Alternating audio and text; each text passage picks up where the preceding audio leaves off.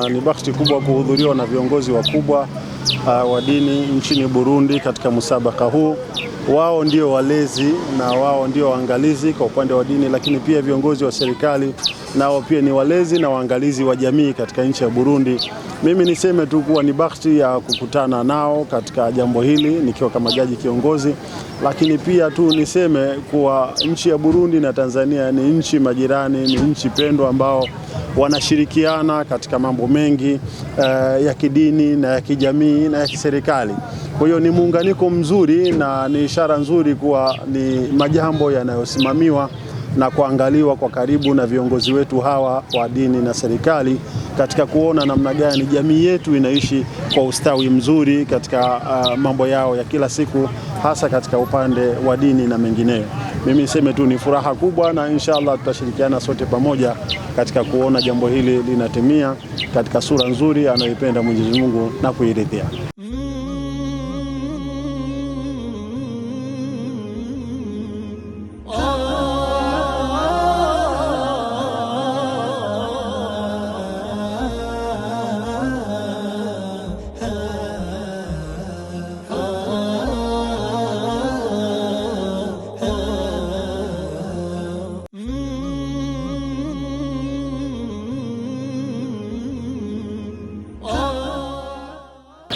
Ni kuwa mwaka jana tuliona kulikuwa na ushindani.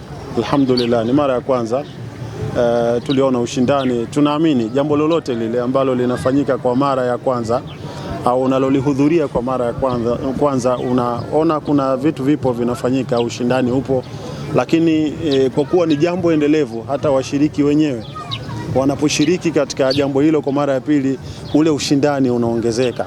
Tunatarajia kuwa inshallah ushindani utakuwa ni mkubwa, na ni katika mambo ya kheri watu kushindana katika Qur'ani, wa fi dhalika falyatanafasil mutanafisun. Tunaamini washiriki wamejipanga vizuri zaidi ya mwaka jana. Tunaamini ushiriki na ushindani utaongezeka na utakuwa mkubwa zaidi kuliko ambavyo tulishuhudia katika mashindano yaliyopita.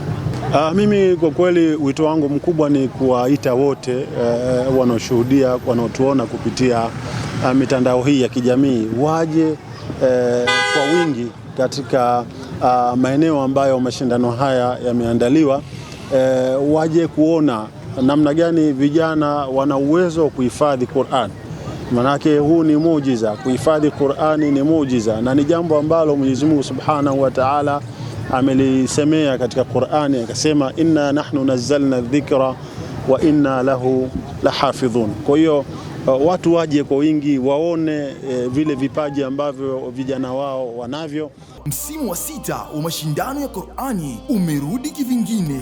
Association Unie Frères et Sœurs inakualika kwenye fainali ya msimu wa 6 wa mashindano makubwa ya kuhifadhi Qur'ani tukufu nchini Burundi. Kutoka kilele cha Bujumbura, mabonde ya Burunga, Butanyerera, Buhumuza mpaka mitaa ya Gitega, miamba 20 ya hifadhi ya Qur'ani kutoka Burundi inakutana Jumamosi tarehe 11 mwezi wa 4 mwaka 2026, uwanja wa Komibunya Kabiga utatetema.